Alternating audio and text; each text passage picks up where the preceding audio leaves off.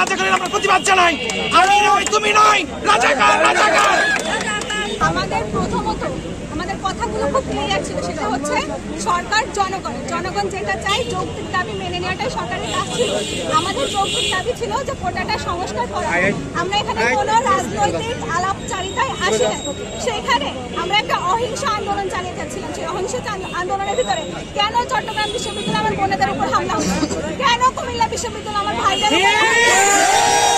হামলার প্রতিবাদে আমরা আজকে রাস্তায় আসছি, জনগণের কথা বলতে আসছি।